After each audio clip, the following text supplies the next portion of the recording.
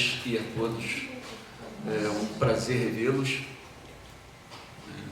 Algumas pessoas que não estiveram aqui, é um prazer enorme. Nesse segundo encontro, então, eu vou explorar a ideia de felicidade por meio da noção assustadora de sofrimento apresentada por Schopenhauer, Arthur Schopenhauer. Eu quero retomar alguns pontos, recuperar alguns pontos da semana passada. Na semana passada, nós vimos um autor marcadamente, digamos, de uma perspectiva positiva em relação à existência. Então, você é capaz de lutar pela felicidade, claro, tem os seus percalços, há a esperança numa vida futura, né? Kant, como nenhum outro, concebia a ideia de cristandade, né? de uma vida futura e de um ser supremo que nos abarcasse. Agora, os autores que nós vamos ver têm uma concepção radicalmente diferente. Então veja, para Kant o ser humano é um animal racional. Isso implica, como nós mencionamos na aula passada, uma capacidade de discernir o certo do errado, uma capacidade de autocontrole e uma capacidade de autodeterminação.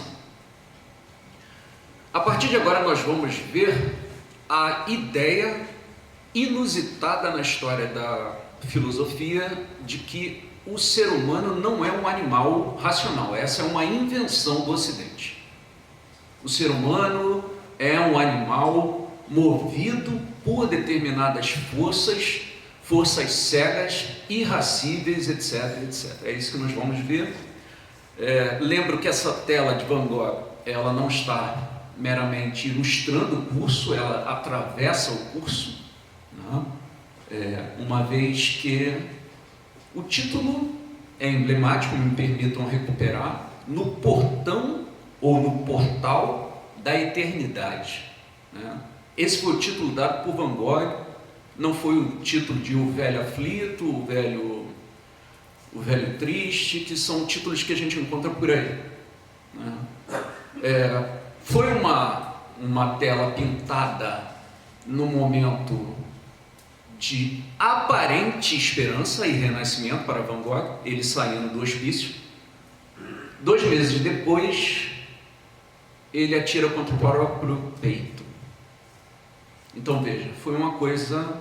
Ele termina essa tela, ao sair do hospício, 2 meses depois, dá um tiro no próprio peito e morreu em decorrência do ferimento.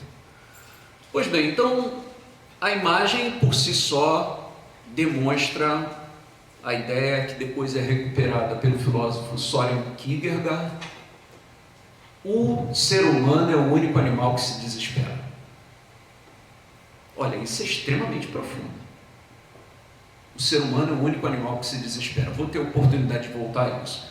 Eu vou privilegiar a palavra de Schopenhauer, né?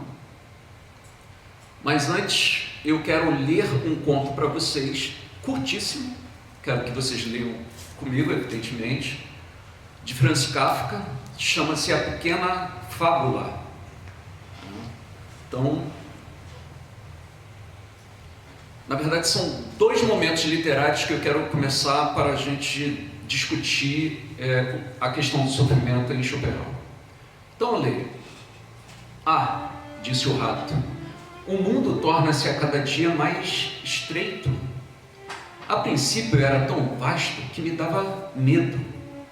Eu continuava correndo e me sentia feliz com o fato de que finalmente via à distância, à direita e à esquerda, as paredes. Mas essas longas paredes convergem tão depressa uma para a outra, que já estou no último quarto e lá no canto fica a ratoeira para a qual eu corro. Você só precisa mudar de direção, disse o gato e devorou. A pequena fábula está no livro Essencial de Franz Kafka, da editora Companhia das Letras e Pinguim. Na tradução aqui do Modesto Carone. O que diz essa pequena fábula? O ser humano não tem para onde correr. Ou, no popular, se ficar, o bicho pega. Se correr, o bicho come. Há uma imagem de estreitamento, de agonia. O rato fala de medo, mas também esse medo está no passado. Ele cresce, ele, o rato, e vai se acostumando, se habituando, e se torna feliz. Mas, no final das contas, ou ele é pego pela ratoeira, ou ele é pego pelo gato. Pois bem, Kafka tinha um discípulo chamado Gustav Janousch. Está traduzido também. Numa troca de cartas, Janousch, de 17 anos, pergunta para Kafka sobre essa pequena fábula. E Kafka responde para ele: há muita esperança, mas não para nós. Vou repetir. Há muita esperança, mas não para nós. Essa é a imagem dessa fábula e, evidentemente, pelo menos a meu ver, sintetiza o pensamento de Schopenhauer. Não há para onde correr. Isso é muito curioso. Vamos a um segundo momento literário. Bom, Nietzsche, pensador que nós vamos ver no próximo encontro, no Nascimento da Tragédia, recupera uma imagem muito bacana da antiguidade que diz o seguinte: reza a lenda que o rei Midas estava atrás do sábio Sileno. Sileno era um grande protetor, mentor, parceiro, companheiro do deus Dionísio, o deus do vinho, o deus da desmedida, do descontrole, do desregramento. O grande sábio Sileno, então, é perseguido por Midas, até que é pego. E Midas pergunta para ele: bom, e aí? Qual é a estratégia para ser feliz? Sileno, o jovem demônio, responde: estirpe miserável, para tu melhor seria nunca ter nascido, depois morrer o quanto antes. Qual é a sabedoria de Sileno? Veja, para um mortal como nós, a ideia é: o bom seria não ter nascido, mas já que nasceu, é melhor morrer o quanto antes. Por quê? Porque a ideia de vida, é claro que vocês já perceberam que é uma visão extremamente pessimista, tá certo? A visão otimista foi a primeira que eu apresentei. Então você faz por onde você vai ser recebido, etc. O valor da moralidade para Kant, mas esse é o contraponto. Então veja, com esses dois enlaces literários, eu começo então a falar sobre esse filósofo que nasceu em 788, que foi o ano que Kant publica a Crítica da Razão Prática, uma obra que nós conversamos bastante na aula passada, e falece um ano depois do lançamento da obra A Origem das Espécies, de Charles Darwin. Então, Schopenhauer não foi um cara miserável, nasceu bem nascido, filho de um industrial, só que ele não foi querido, acima de tudo ele não foi querido pela mãe, acima de tudo ele foi rejeitado, mas teve boa educação, foi muito bem criado, e a pessoa que tinha um pouco mais de afinidade com ele, que era o pai, morreu enquanto ele era jovem. Então Schopenhauer Eu não sei se vocês estão habituados a pensar a filosofia de alguém por meio da biografia dele, mas acho que vale a pena, principalmente no caso de Schopenhauer e no caso de Nietzsche. Pois bem, a tese defendida, uma das teses, evidentemente, né? Esses filósofos escreveram muito, né? Eu vou me concentrar aqui na obra mais importante dele, que é o livro O Mundo como Vontade e Representação. Lá pelas tantas ele defende que a ideia de uma vida feliz é uma contradição. Ou bem você está vivo, ou bem você está feliz. Ambas as coisas não podem ocorrer. É claro que você pode pensar numa exceção e dizer, puxa, mas eu ganhei na Mega Sena. Schopenhauer está errado. Não, ele vai responder para você, você está alegre. Já já isso vai passar. Né? Como aconteceu, ocorrem tragédias. As pessoas ganham muito dinheiro, mas surgem novos problemas. No Rio, um cara ganhou na Mega Sena, super feliz e coisa e tal. Ele já era idoso, arrumou uma namorada novinha, achou que tinha ganhado 2 vezes na Mega Sena, portanto, e ele foi assassinado. A mando de quem? Dela. Bom, noticiários. Então, só para ilustrar a ideia de que, para Schopenhauer, você tem momentos de satisfação, mas isso passa, isso é efêmero, isso é passageiro.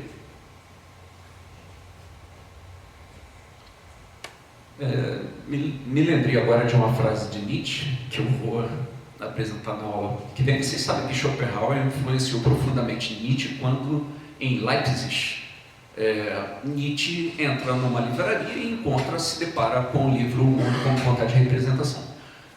Na obra Assim Falou Zaratustra, Nietzsche diz o seguinte: a mim, que sou bem animado, quem entende de felicidade são borboletas e bolhas de sabão.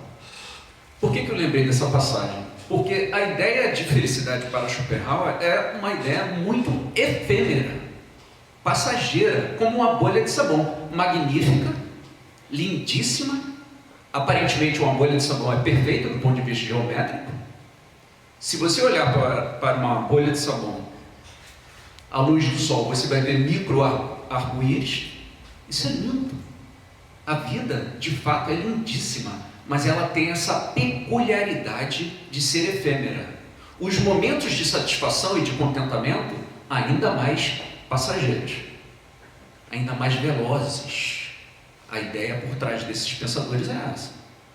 Claro que Nietzsche não seria Nietzsche se ele permanecesse repetindo ideias de Schopenhauer. A propósito, Schopenhauer foi um profundo estudioso do pensamento kantiano, vocês sabem disso. Profundo.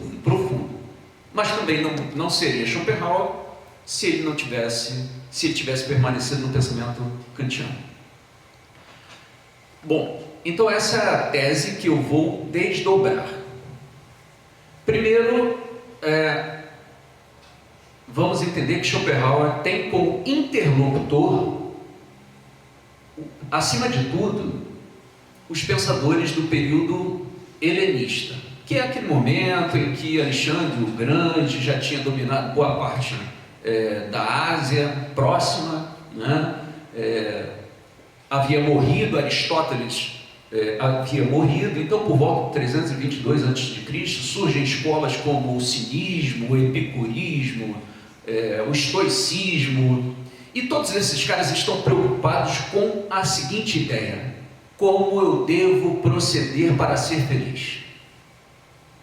Mais exatamente, como eu devo pautar a minha conduta para atingir a ataraxia. Eu falei disso no nosso último encontro. A ataraxia, que eu vou mostrar aqui, é a imperturbabilidade da alma. Eu acho que todo mundo vai concordar que, seja lá o que for, ser feliz não pode ser viver com perturbações. Tá certo? Faz bastante sentido isso. Viver com a cabeça entulhada de preocupações, bom, seja lá o que for felicidade, não passa por isso. Tem que ser um estado daquilo que nós chamamos de paz espiritual. E quando você lê O Mundo com Vontade e Representação, Schopenhauer revisa, dialoga com autores como Epicuro, Epicteto, Marco Aurélio, Sêneca, Pirro. Todos esses caras viveram nesse período helênico e a discussão é possível ser feliz? Vejam a marca da racionalidade nessas escolas.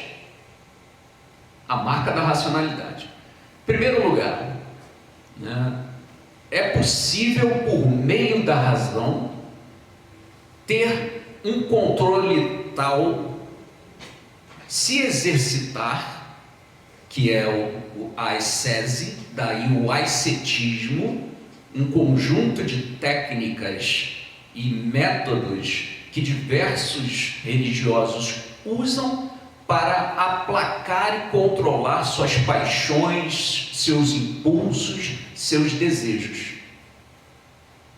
Então a ideia por trás dessas escolas, a ideia é, por meio da razão podemos nos controlar. Então, com a finalidade primordial de buscar um estado de imperturbabilidade profunda.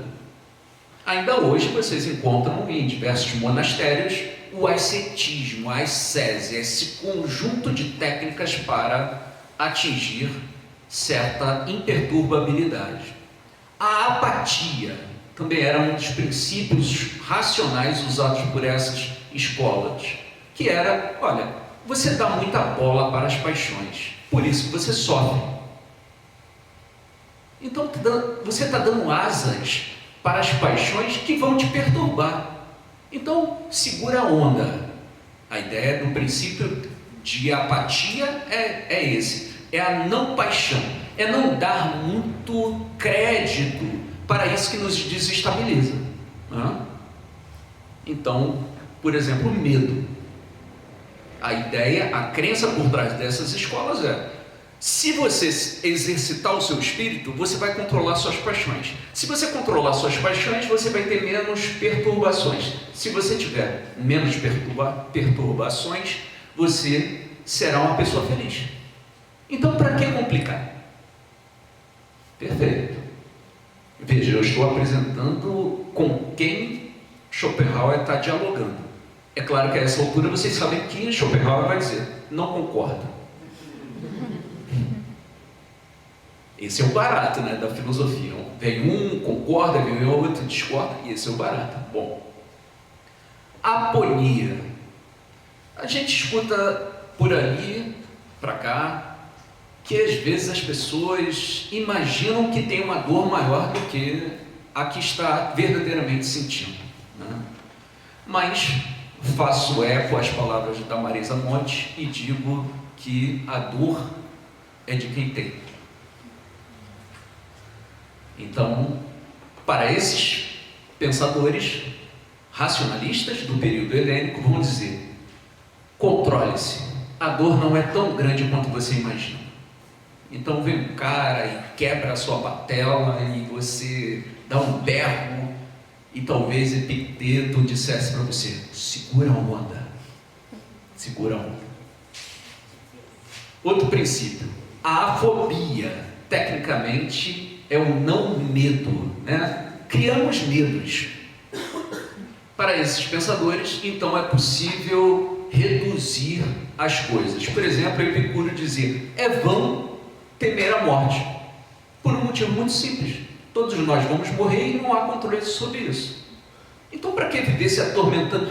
Meu Deus, vou morrer, não sei o quê. A ideia por trás desse princípio, de afobia, é: não torne o seu medo maior do que ele é.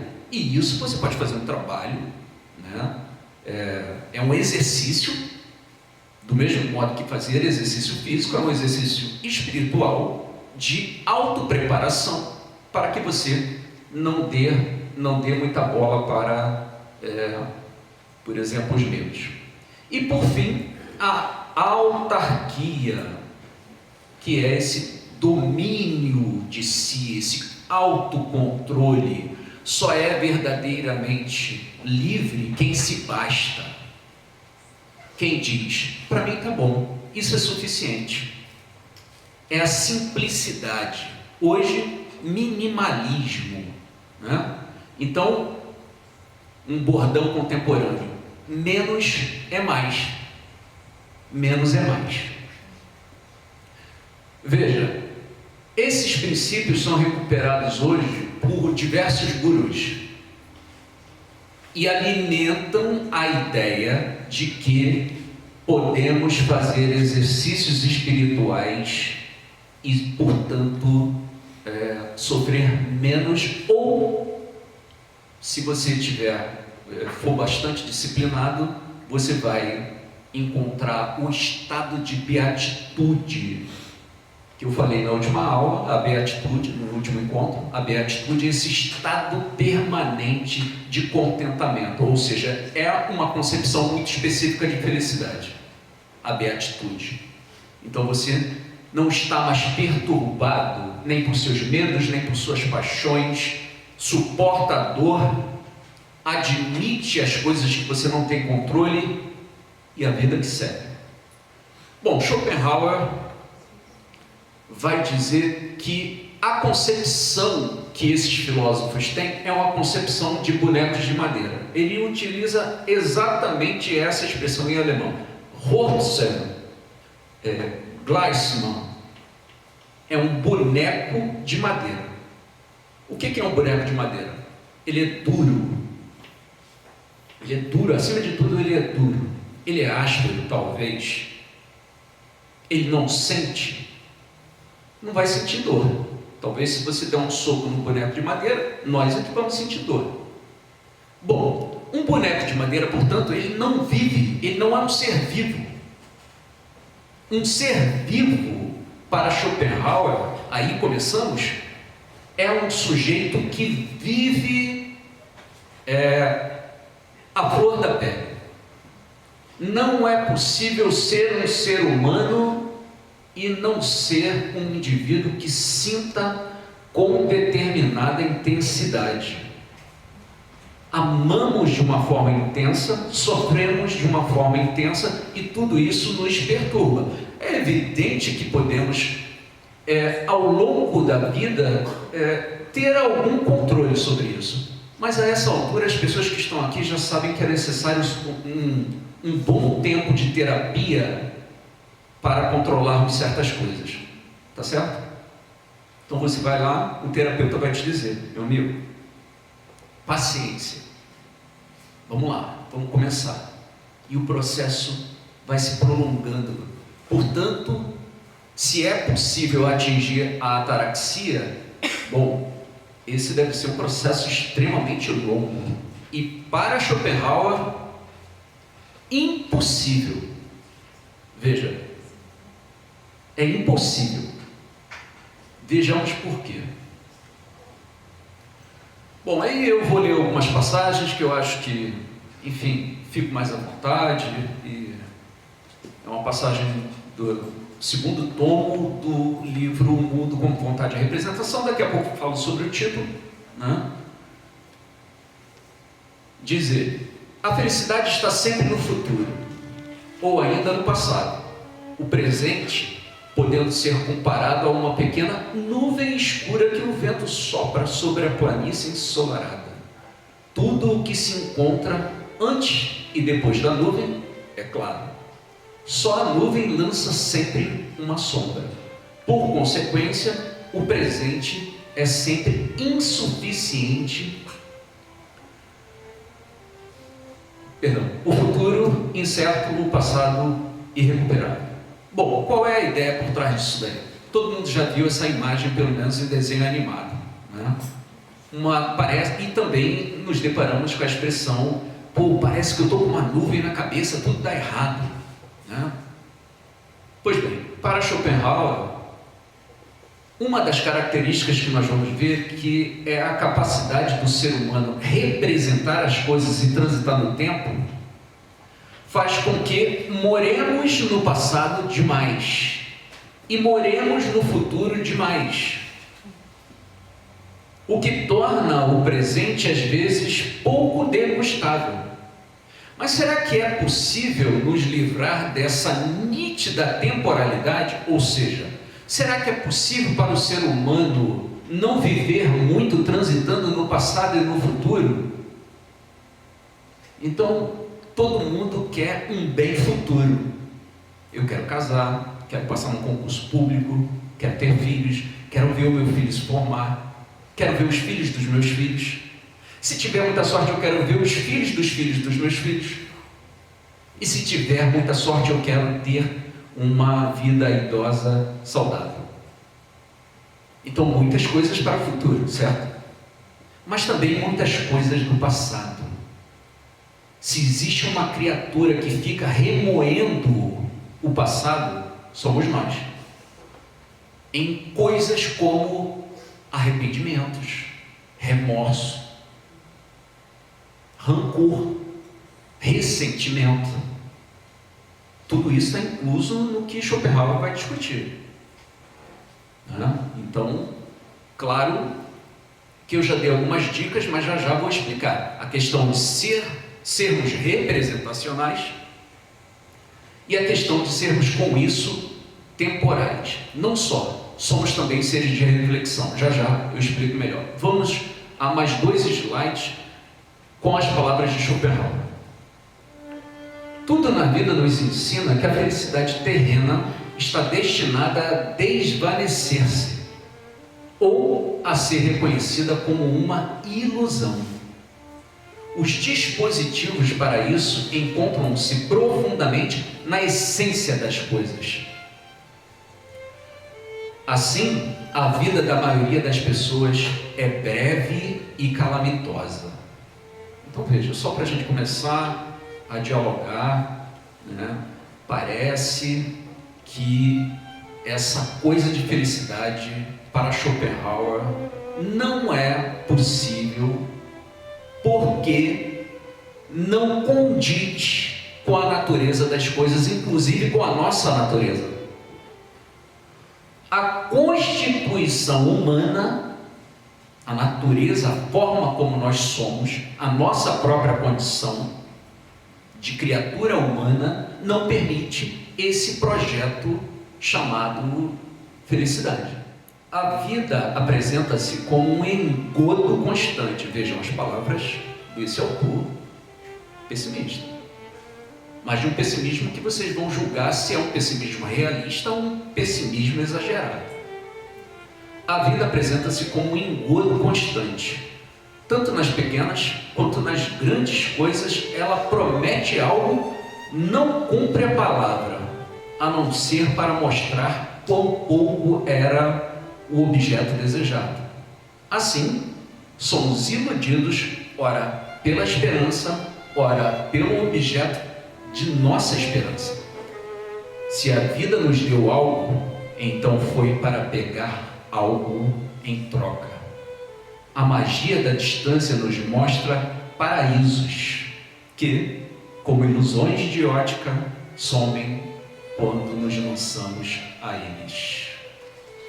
Olha, foi lendo essas palavras que Nietzsche falou: pô, esse cara é um nihilista, um indivíduo que nega a vida, um indivíduo que acusa a vida. Mas vamos por partes. Em primeiro, a esperança. Todo mundo conhece esse mito que eu vou repetir aqui, no sentido de que vocês já sabem, já conhecem. Bom, reza a lenda que Zeus ficou extremamente enfurecido com Prometeu. Prometeu havia feito um gesto de caridade. Ele roubou uma pequena centelha de fogo e deu de presente aos seres humanos. Zeus ficou enfurecido com aquilo, achou demais, contrariando todas as expectativas divinas. Então, organizou uma vingança contra os próprios seres humanos. Em primeiro lugar, ele deu conta de Prometeu. Pegou Prometeu, acorrentou numa rocha e mandou uma águia todos os dias comer o fígado de Prometeu, que por sua vez se regenerava porque ele era um deus. Então o sofrimento é eterno. Segundo aspecto, Zeus criou uma linda e doce mulher e disse para ela: olha, eu preciso que você envie um presente para os seres humanos. O presente é essa caixinha. Em hipótese alguma você abra essa caixinha. Seres humanos curiosos, o que Zeus esperava dessa artimanha? Exatamente que ela abrisse. Essa mulher, chamada Pandora, é enviada então para o convívio com os seres humanos. Chegando lá, como todos os mortais, ela então abre a caixinha e de lá saem os males alados, o desespero, a aflição, a angústia, a solidão e outros tantos. Só deu tempo dela fechar a caixinha e prender um único mal. Era uma caixinha de males, estão me acompanhando, claro. Só deu tempo de fechar um único mal, a esperança. Veja, Nietzsche recupera essa narrativa mítica e no livro Humano Demasiadamente Humano faz uma reflexão à la Schopenhauer, se a esperança é um bem ou é um mal. Decida você se a esperança prolonga os nossos sofrimentos ao prometer algo que pode não vir, ou a esperança é algo positivo que nos dá forças para encarar os nossos sofrimentos cotidianos.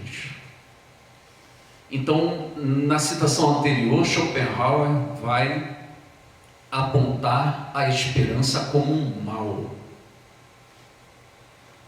porque a vida promete, mas ela não dá o que promete. Então, se você perguntasse para Schopenhauer por que sofremos, bom, a explicação é essa. Em primeiro lugar, e agora eu começo a apresentar a argumentação de Schopenhauer. Veja, em primeiro lugar, é a própria constituição humana que permite sofrer mais do que os outros animais.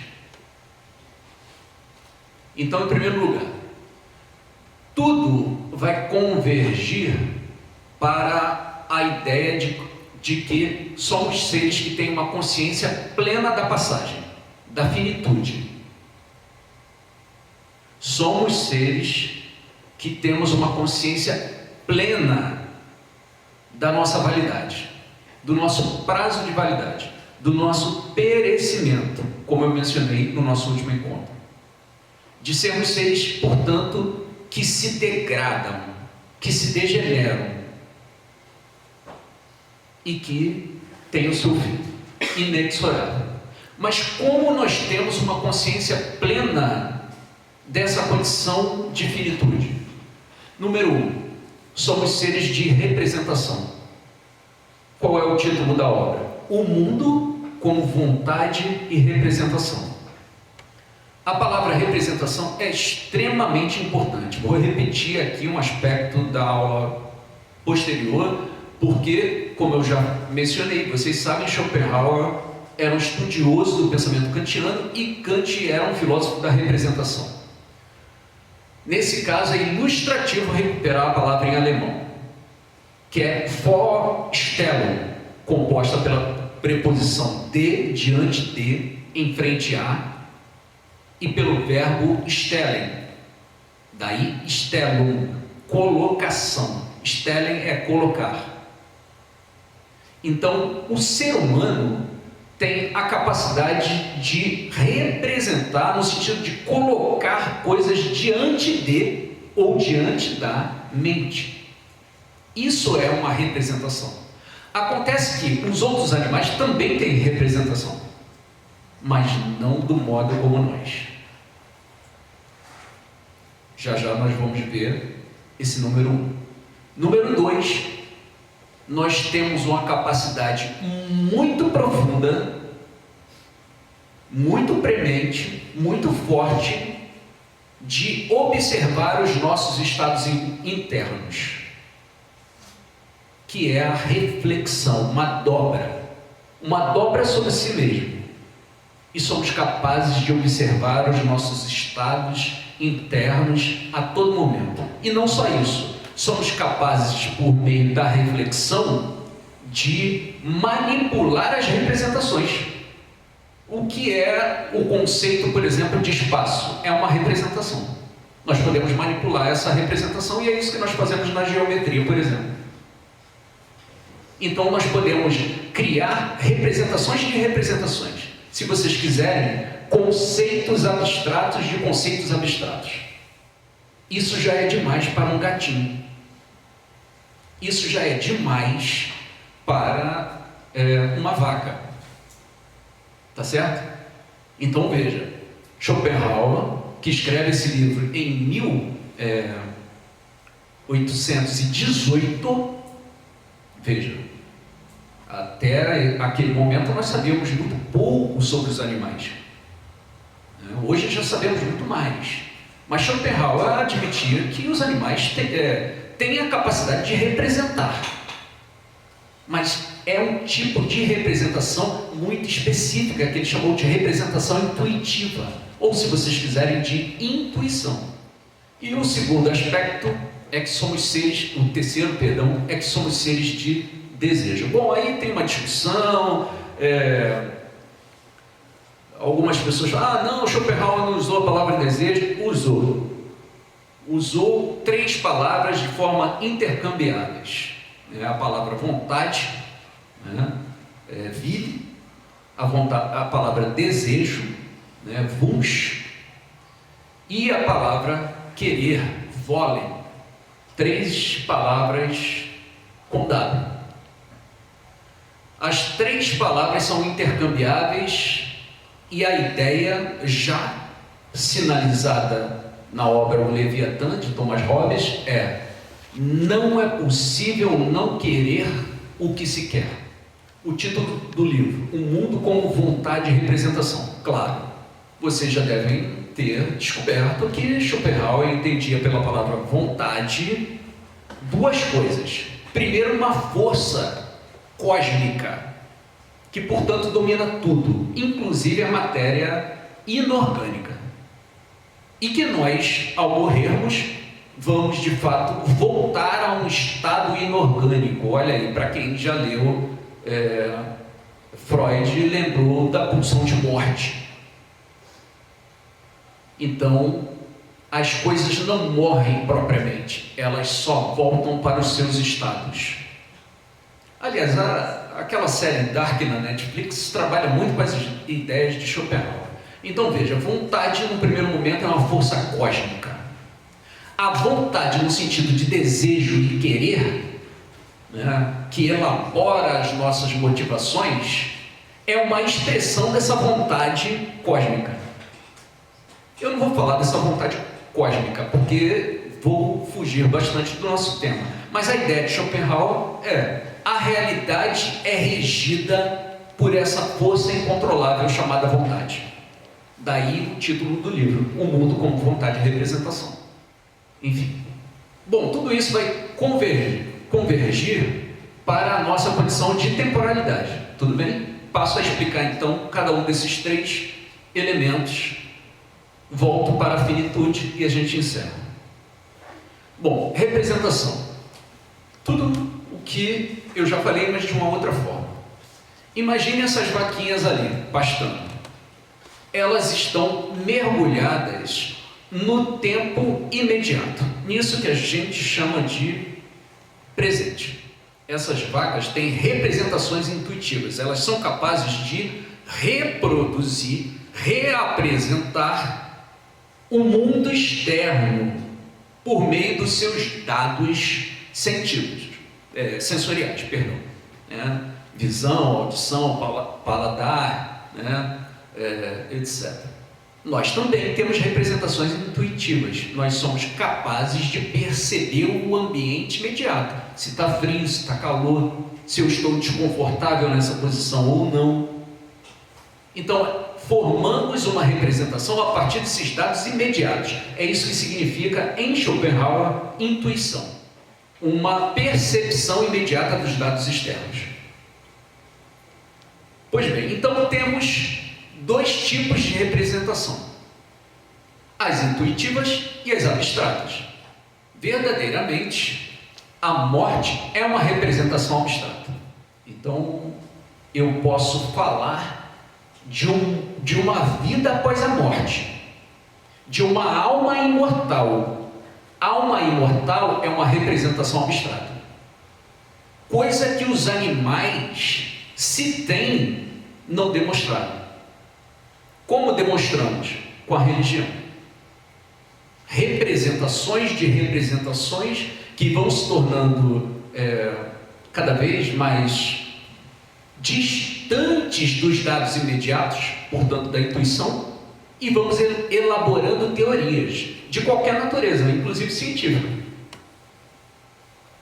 Então os nossos conceitos científicos são representações abstratas, não intuitivas. Elas podem surgir dos dados imediatos, mas a gente não fica mergulhado nos dados imediatos. Tudo bem? Bom, Schopenhauer considerava que os cães poderiam fazer certas antecipações. Bom, ele viveu os últimos dias de vida bastante solitário. Ele já era um cara solitário, né? Ele herda tudo quando a mãe morre, e ele preferia a convivência dos cães do que a convivência com os seres humanos. Então os exemplos que ele fornece são sempre exemplos de cães. Então, em determinado momento, ele diz: por que os filhotinhos de cães não pulam da mesa? Bom, isso é Schopenhauer no livro O Mundo como Vontade de Representação. Parece, diz ele, que o cão antecipa que ele pode se machucar. Então, esse dado pode parecer uma representação abstrata, mas é uma representação intuitiva, limitada. Nós podemos supor que possamos cair de uma altura de um prédio e podemos antecipar uma série de outras coisas que os animais estão presos, né? Puxa, se eu cair daqui, vou parar no hospital, mas eu estou longe do hospital. Então, quer dizer, eu vou manipulando minhas representações. A propósito, Kant chamava julgar, definia julgar exatamente isso, né? A manipulação de representações. Diz Schopenhauer sobre a representação intuitiva: durante um tempo em que nos mantemos intuindo de modo puro, tudo é claro, firme, certo. Inexistem perguntas, dúvidas, erros. Não se quer ir além, não se pode ir além. Sentimos calma no intuir, satisfação no presente. A intuição se basta a si mesma. Então veja, a intuição é algo que diz respeito a um aspecto temporal, o presente. Quando é que o ser humano está mergulhado no presente? Por exemplo, quando meditamos. Somos capazes de ter essa experiência que ele acabou de relatar, de uma conexão profunda com o agora. E isso faz bem para a chuchu, né? Mas é assim que a gente vive? Preso no presente? Como uma vaquinha pastando? É exatamente esse ponto que Schopenhauer alerta. Por termos essa capacidade tremenda de representação, nós nos conduzimos, por assim dizer, no tempo, nessa dimensão passado, presente e futuro. Outro aspecto, para a gente encerrar a questão da representação com um quadro que eu vou mostrar já já. De imediato, o ser humano os supera, os animais, em poder e sofrimento. Os animais vivem exclusivamente no presente. Já o ser humano vive simultaneamente no futuro e no passado. Os animais satisfazem as necessidades do momento. Já o ser humano se serve de engenhosos preparativos para cuidar do seu futuro. Sim, para cuidar até do tempo em que não pode viver. Vejam, então o animal ele está preso no presente contínuo, por assim dizer. O ser humano não. Moramos no futuro, moramos no passado e perdemos o presente. Isso é curioso. Por quê? Primeiro aspecto, temos uma capacidade tremenda de representação. O dito popular diz assim: vingança é um prato que se come frio. Então é uma projeção, algo do tipo: bom, você me deixou, mas você vai se estrepar, né? É algo assim, né? Eu tenho certeza que por você ter me deixado, você vai se estrepar, você vai arrumar alguém ruim, não sei o que, babá. Quer dizer, eu estou falando do futuro. Bom, vejam essa tela, chama-se O Anjo Caído, por um motivo óbvio, né, de Alexander Cabanel. O mais importante da tela no momento aqui é o detalhe da expressão do anjo caído. Isso expressa a nossa condição de elaborar coisas para o futuro, antecipar esse futuro e sofrer com esse futuro. O anjo caído projetava a vingança. Dentro do contexto judaico-cristão, todo mundo concorda com isso. A tela, claro, não dialoga somente com essa questão religiosa, diz respeito à condição humana. É muito difícil olhar para essa expressão e não ver os traços de um plano diabólico. Olha aí.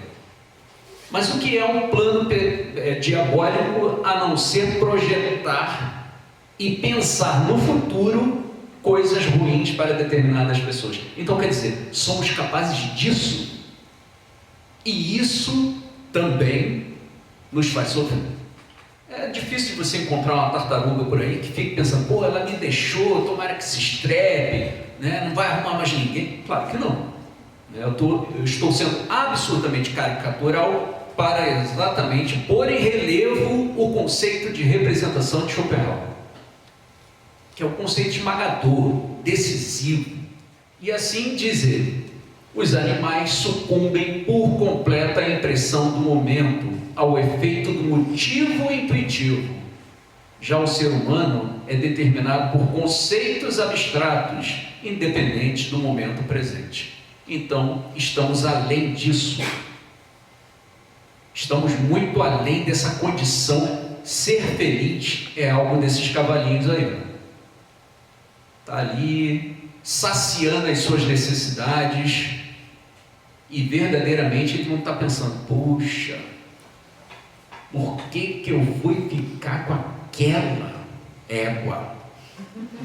Exatamente aquela. Não pode ir. Não, isso não tem. O cavalo está ali, como ele acabou de dizer, preso no momento, no imediato, no aqui e agora, porque não é capaz de representação abstrata. Segundo aspecto, reflexão. Bom, esse não vou me demorar muito, porque o aspecto que eu quero acentuar é a questão da temporalidade. Mas todos nós não podemos fechar os olhos para o fato de que a mente humana tem essa nobre habilidade, profunda habilidade de espelhamento, de refletir o mundo externo com muita acuidade, de refletir o próprio mundo, portanto, o mundo interno, com profundidade. Nós somos capazes de investigar a nós mesmos, nossos estados, e somos capazes de formular questões sobre os nossos próprios estados. Ora bolas, por que eu estou nessa situação aflitiva? Somos capazes de dialogar com nós mesmos. Então, a capacidade de reflexão, eu insisto, utilizando a expressão de Deleuze, um filósofo francês, Gilles Deleuze, A dobra. A reflexão é uma dobra sobre si mesmo. Evidentemente que hoje eu insisto, nós sabemos muito mais sobre os animais, né? Esses animais fabulosos, eu escrevo sobre eles no meu livro, O que nos torna humanos. Esses animais passam a ser estudados por uma mulher magnífica, viva, né? Uma jovem de 18 para 19 anos, que foi Jane Goodall, em 1960, na Tanzânia, às margens do lago Tanganyika. Veja, 1960, a obra a que eu estou me referindo é de 1818. Então, se você disser, bom, os chimpanzés, etc, etc, etc, não é essa a concepção que Schopenhauer tinha acesso. Então, seria um anacronismo, né? Colocar ali no momento histórico e numa teoria aquilo que não poderia ter sido passível naquele momento. Tudo bem? Bom, então a reflexão é uma dobra. Desejo. Pois bem, na aula passada eu mencionei que Schopenhauer utiliza uma analogia que é repetida por Freud depois no livro Eu e o Id, né, que é a ideia de que nós somos essa imagem. Só que dentro de nós existe uma instância executiva que nós chamamos de razão, uma faculdade, uma capacidade mental. Essa capacidade, ela tem a função de exatamente controlar as rédeas do nosso destino, das nossas escolhas, dos nossos caminhos. Mas para Schopenhauer e também para Freud, essa direção não era bem, especificamente falando, não era bem fornecida por nossas capacidades racionais, mas sim por um cavalo selvagem, indomável, que nos arrasta. Bom, essa é a grande ideia de Schopenhauer, que desestabiliza a filosofia ao dizer, bom, vocês desde a antiguidade, no mundo inteiro, falam que o que é o ser humano? É um animal racional. Será? Para Schopenhauer, somos animais irracíveis.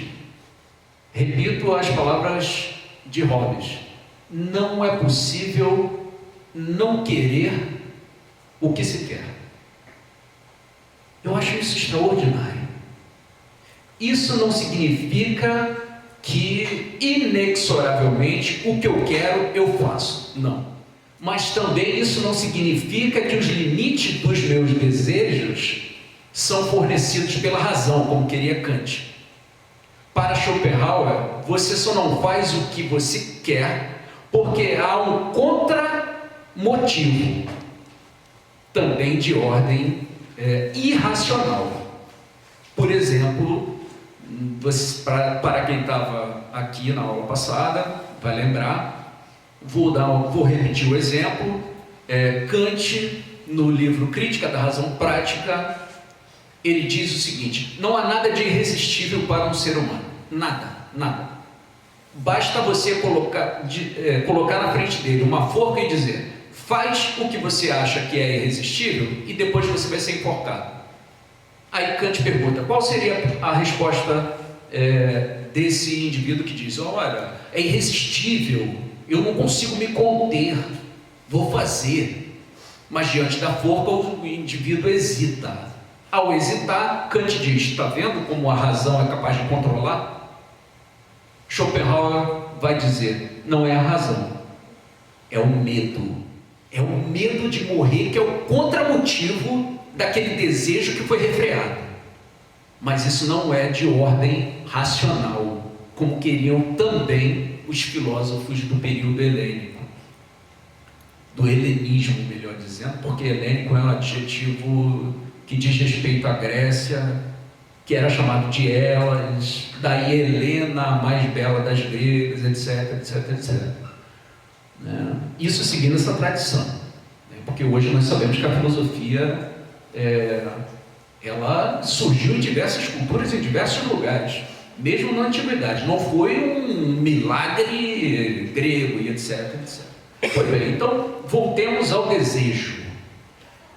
O que nos governa então são motivos volitivos decorrentes da vontade, do querer, e contramotivos que também são de ordem volitiva, da vontade, do querer, do desejo.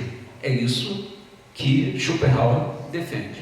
Diz ele, a base de todo querer, veja, Schopenhauer utilizando o verbo querer, né? Então tem gente que não, ele não usa desejo, ele não usa querer, ele só usa vontade. Não, isso não é verdade.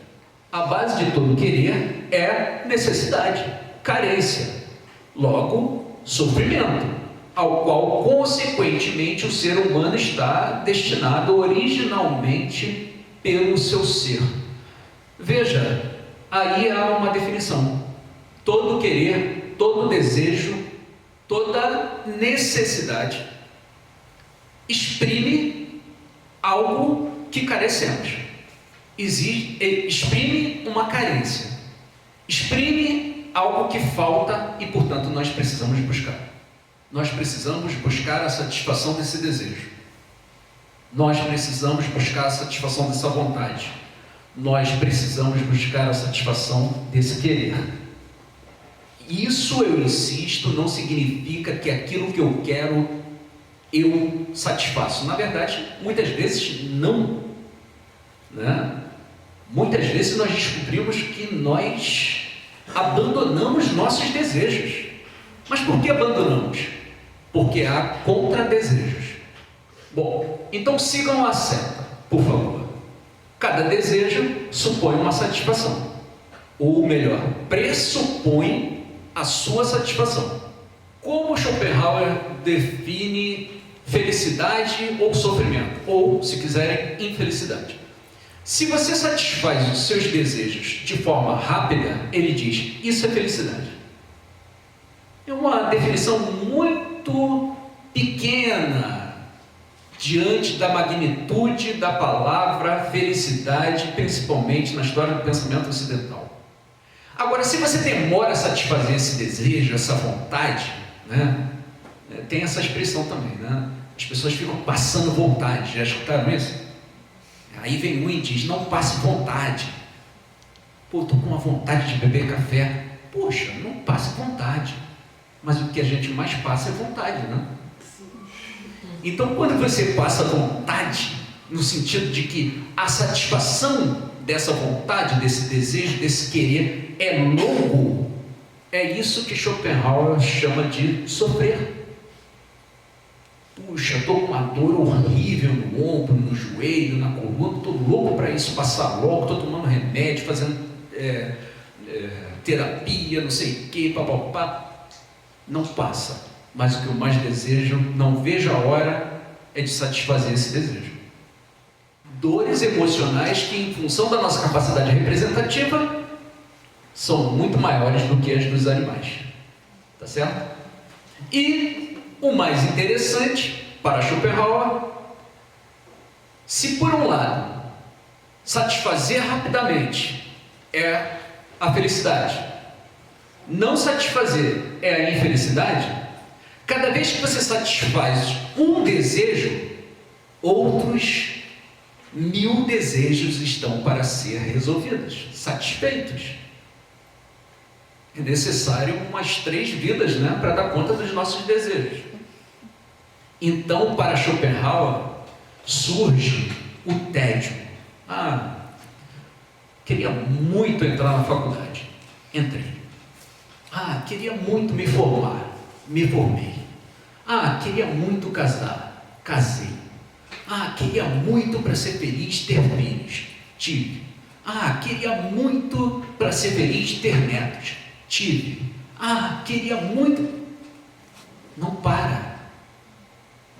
E para cada um desses itens que eu mencionei, satisfiz, coloco, digamos assim, de lado. Foi legal, muito bacana, entrar na faculdade, foi muito legal. Então, instaura-se o tédio.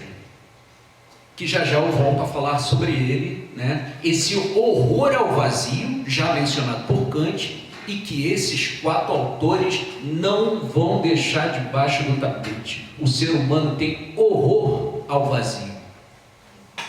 Horror.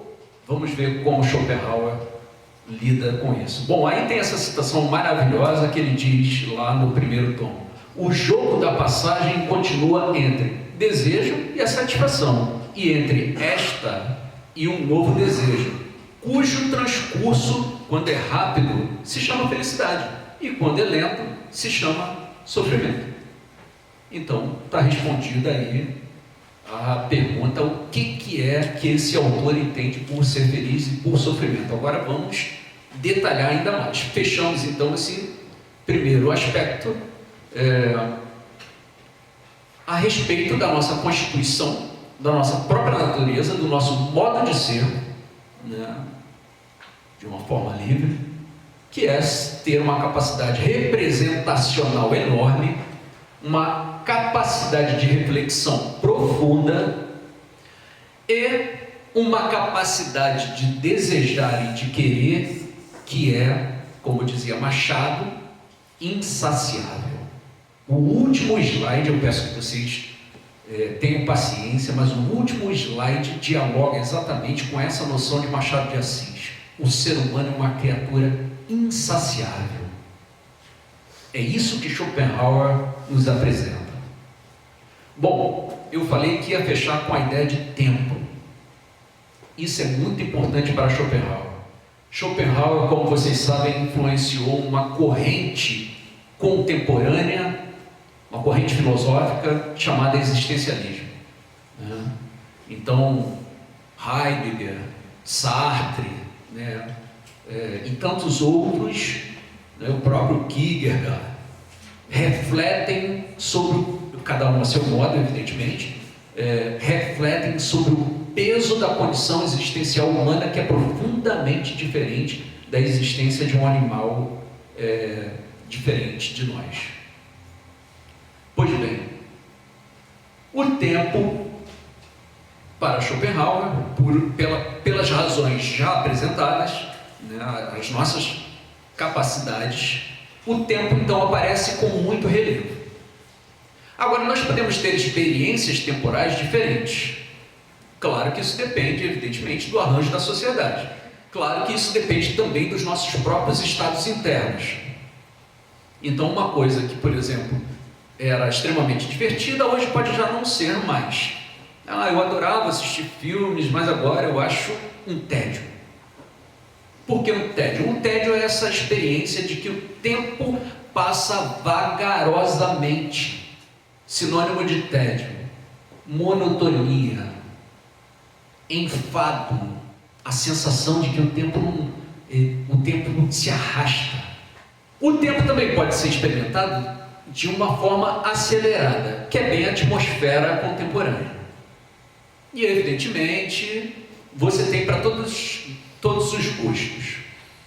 No entanto, uma personalidade inquieta que busca experiências temporais de aceleração, então eu ocupo o meu tempo, eu sou uma criatura ansiosa, inquieta. Então eu ocupo o meu tempo, acordo cedo, já faço, escrevo, corro, saio, vou para o trabalho, pego o transporte público, volto, atendo, paro. Bom, eu não sei vocês, mas eu conheço muita gente que não para, ou por força do próprio arranjo da sociedade, ou por temperamento. Ela mesma, a pessoa, busca um estilo de vida apressado. Agora, um estilo de vida apressado, evidentemente, vai amplificar os nossos estados de inquietude, portanto, os nossos estados de ansiedade. Diz-se que a nossa sociedade é a sociedade da pressa. Tempo e espaço parecem que ficaram menores. A experiência de que o tempo é menor é a experiência da pressa. Isso pode ser muito ruim para algumas pessoas. Isso pode ser um tanto satisfatório para outras. Ao passo que o contrário também. Algumas pessoas preferem um ritmo mais lento. E isso é satisfatório para elas.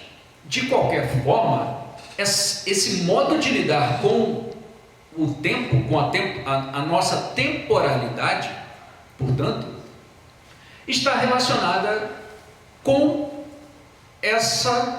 isso que foi chamado de horror ao vazio, que é o tédio. Horror ao vazio, horror ao vácuo, né? Horror vacui, expressão latina que Kant apresenta e Nietzsche vai repetir na genealogia da moral. Mas o que é ter horror ao vazio? Precisamente é olhar para a boca escancarada do tempo, que não à toa é representado pelo mundo afora como uma entidade que devora, né? Entre os gregos, Cronos era um deus que devorava seus filhos, daí cronômetro. Então, nós, no estado de tédio, nós vislumbramos a nossa finitude, e a isso poucos suportam. A nossa própria destrutibilidade. Uma citação longa de Schopenhauer, já estou terminando. De modo algum, o tédio é um mal a ser desprezado. Por fim, ele pinta verdadeiro desespero no rosto. Olha aí.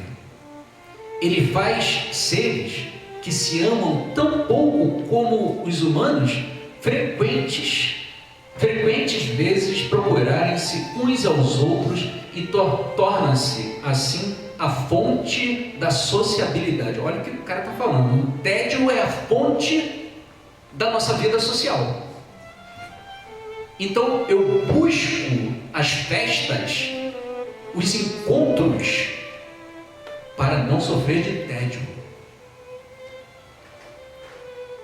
Também em toda parte, por meio da prudência estatal, são implementadas medidas públicas contra o tédio, porque esse mal, tanto quanto o seu extremo oposto, a fome, pode impulsionar o ser humano aos maiores excessos. O povo precisa de panem et circenses, expressão latina que todos nós conhecemos, que quer dizer a política do pão e circo. Então há uma dimensão política no tédio. Há uma dimensão política no tédio que é instrumentalizada pelo Estado.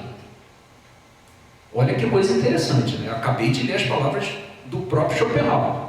Então, dê ao povo diversão para aplacar o tédio e dê pão para aplacar o seu extremo oposto, a fome. E aí você vai ter resultados políticos. Isso nos leva ao mundo contemporâneo. Bom, vocês viram que o terceiro slide da aula passada, eu lembrei a vocês que para o estudioso, David McMerrill, no livro Felicidade, ele lembra o fato de que o êxtase, droga conhecida como a droga da felicidade, era embalada com essa imagem aí do smile, né? Um sorriso, né? Todo mundo tem a obrigação de ser feliz, e se você não é feliz, tem algo errado com você. Você tem que ter vergonha disso, né? Levanta e vai buscar. O mundo está aí para todo mundo. Vejam, essas são frases contemporâneas. E se vocês observarem a imagem, a ideia é essa. Só não é feliz quem não quer. Mas isso parece extremamente medonho. É a felicidade como diversão, como se a vida fosse uma eterna festa, exatamente o oposto que Schopenhauer está chamando a atenção. Isso deve ser objeto de reflexão de todos nós. Talvez estejamos vivendo uma época, uma atmosfera. Os alemães tinham uma expressão muito específica para isso, aliás, para muitas coisas, né? Zeitgeist, o espírito de uma época. parece que o espírito da nossa época é: não fique entediado. E com isso, como consequência, desenvolva uma forte intolerância a insatisfações. Então, você encontra adolescentes que no primeiro amor se desesperam porque o relacionamento terminou. Ora, relacionamento, sei lá, 15 anos. Eu lembrei na aula passada que uma menina de 22 anos disse para mim: não vejo mais sentido na vida. Aquilo me deixou estarrecido, porque eu a conhecia, sabia que ela não estava num quadro depressivo, etc, etc. Mas como chegamos a esse estado de intolerância a insatisfações? Exatamente, precisamente, ou talvez isso esteja ligado com essa ideia de felicidade como busca por vitória, vitória enquanto sucesso, ter dinheiro e, acima de tudo, não fique entediado. Isso gera culpa? Assustadoramente. Então eu abro as redes sociais e está todo mundo se divertindo. Eu sou obrigado a me divertir. Estou entediado, portanto, eu sou culpado, responsável por essa condição na qual eu estou, de total infelicidade. Tão logo a necessidade e o sofrimento deem algum descanso, de imediato o tédio, aproxima-se tanto que necessariamente a pessoa precisa de passatempos. Então, uma das marcas do pensamento de Schopenhauer é que a vida é uma gangorra, né? Na verdade, ele utiliza a palavra pêndulo. A vida é um pêndulo entre ou você está sofrendo ou lutando por suas necessidades, o que dá no mesmo para ele, ou você está entediado. Ou está entediado porque já satisfez um monte de desejos, mas já restam outros 1000, e assim é a existência humana, né? Oscilando entre a dor e o tédio. Eu já quero ouvir o que vocês pensam a respeito disso. Quando falta o objeto do querer, retirado pela rápida e fácil satisfação, assaltam-lhe vazio e tédio aterradores, isto é, seu ser e sua existência mesma se lhe tornam um fardo insuportável. Sua vida, portanto, oscila como um pêndulo, para aqui e para acolá, entre a dor e o tédio, os quais, em realidade, são seus componentes básicos. Isso também foi expresso de maneira bastante singular quando se disse que, após as pessoas terem posto todo o sofrimento e tormento no inferno, nada restou para o céu, senão o tédio. Então vejam, as palavras provocantes do filósofo que nasceu numa cidadezinha que hoje pertence à Polônia, Tatzis, né, e faleceu em Frankfurt. Então veja, nós inventamos o inferno e colocamos no inferno toda a sorte de tormentos, de sofrimento e de dores. E para esse autor, sem dúvida nenhuma, para ele, nós também inventamos o céu, e para o céu só restou o tédio, onde todas os nossos desejos estão satisfeitos. Não há nada mais para desejar. Olha, quer coisa mais entediante do que isso? Tudo o que eu tinha para desejar, guardem essa expressão, tudo o que eu tinha para desejar já foi realizado. O que mantém todos os viventes ocupados e em movimento é o empenho pela existência. Quando esta lhes é assegurada, não sabem o que fazer com ela. Eis porque a segunda coisa que colocam em movimento é o empenho para se livrarem do fardo da existência, torná-la imperceptível, matar o tempo, isto é, escapar do tédio. Então veja, ilustrações dessa compreensão do tédio. Vou avançar, senão a gente só termina às 4.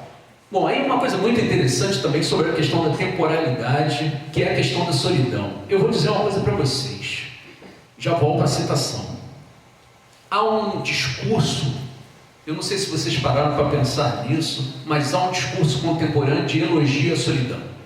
Veja bem, já coloco o alerta. É claro que é extremamente saudável que você tenha o seu momento. Ler o seu livro, cultivar as suas flores, ter sossego, colocar a roupa que você está afim, assistir o filme que você não está, colocar a música que você curte. Isso é extremamente saudável. E, acima de tudo, lidar com você mesmo, com suas manias, seus jeitos, seus trajeitos. Isso é extremamente saudável. Mas solidão, no sentido preciso, é algo fortemente negativo. Há uma tentativa contemporânea de dizer: a solitude é esse lado bom, solidão é esse lado ruim. Pois bem, que seja. Mas a solidão foi estampada agora no período de isolamento. Muitos adoeceram. Schopenhauer diz uma coisa muito antes, que depois foi repetida por Darwin. Darwin, em 1771, veja, 11 anos após a morte de Schopenhauer, repete na Inglaterra o que Schopenhauer disse aqui. O rígido sistema carcerário da Filadélfia torna, isso é 1818, o rígido sistema carcerário da Filadélfia torna, pela solidão e inatividade, o mero tédio um instrumento de punição, algo tão terrível que já levou detentos ao suicídio.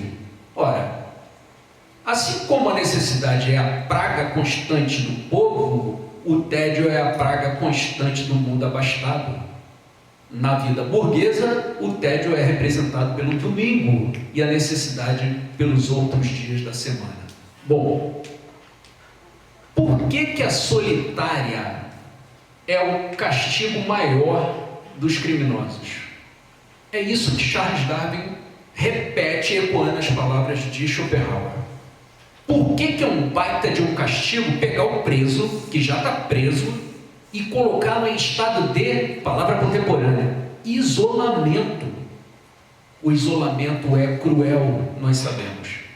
A solidão, para animais gregários como nós, ela primeiro te mostra a face dessa tal de solitude. Depois ela vai se encarregando de autoenvenenamento. Você começa falando, certa vez eu peguei minha mãe falando com uma calopsita. Ela tinha uma calopsita. Vocês sabem que Copacabana é o local, é o bairro que tem a maior concentração de idosos, e os terapeutas recomendam o que para os idosos que foram abandonados por seus filhos e por seus netos? Adote um animalzinho. E aí eu peguei minha mãe conversando com a calopsita. Ótimo, você começa assim, conversando com o animalzinho. Depois você conversa com as paredes. Depois você começa a não tolerar a presença do outro. Onde que isso é saudável?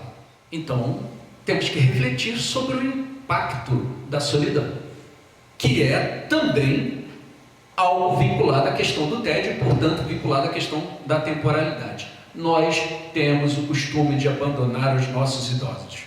Um ato de extrema crueldade. O ostracismo dói. O isolamento dói. Conversar só com as paredes dói. Pode ser divertido nos primeiros dias da quarentena. Depois, adoece. Bom, outro aspecto, para terminar então, que está vinculado à nossa relação com o tempo, né? A morte. Então Schopenhauer diz o seguinte sobre nós e os animais: o animal conhece a morte tão somente na morte. Já o ser humano aproxima-se dela a cada hora com inteira consciência, e isso torna a vida às vezes questionável, mesmo para quem ainda não reconheceu no todo mesmo da vida o seu caráter de contínua aniquilação. Principalmente devido à morte é que o ser humano possui filosofias e religiões. Dito com todas as letras, para esse autor, não é a religião que cria o ser humano. Foi o ser humano que, ao saber-se finito, criou religiões, criou deuses. Olha que Schopenhauer diz isso algumas décadas antes de Feuerbach, né? Feuerbach escreveu a essência do cristianismo e depois influencia também Nietzsche sobre a ideia de que também Freud no O Futuro de uma Ilusão, que foi lançado em 1927, o ser humano cria então, para esses teóricos, cria os seus deuses para lidar com a finitude, com a morte. Porque o animal mesmo só se depara com a morte na morte. Porque é um ser de representação intuitiva, portanto mergulhado no presente. Claro que você pode lembrar dos elefantes e dizer, puxa, mas os elefantes, eles na África, eles voltam, fazem uma espécie de proto-ritual. Perfeito, mas a diferença aqui é de grau. A intensidade com a qual temos a plena consciência da morte, meu amigo. Olha, vou dizer para vocês, sepultar um ente querido é a experiência do indizível, das palavras que nos escapam e escapam a todos nós. É um momento do inefável, um momento em que as palavras não conseguem dar conta da intensidade daquilo que eu sinto ao me deparar com a finitude. Então, pode ser que os elefantes tenham alguma intuição sobre a finitude, mas não nessa intensidade que o ser humano tem. Volto à citação de Kierkegaard. O ser humano é o único animal que se desespera. Verifica-se uma completa contradição em querer viver sem sofrer, contradição que também se anuncia com frequência na expressão vida feliz, que foi a tese que eu tentei apresentar para vocês, e finalizo com essa imagem e com essa citação de Schopenhauer lindíssima, porque mesmo o cara do sofrimento, ele vai te dizer, suficientemente feliz é quem ainda tem algo a desejar. Então veja, se você não deseja mais nada, se é você e o tédio, é esse quadro que nós observamos aí, essa menina angustiada, aflita, sem ver sentido, né? E são quadros de adoecimento profundo, como os quadros de depressão, quando a vida já não é mais suficiente. Então, repito as palavras de Franz Kafka: há muita esperança, mas não para nós. Muito obrigado.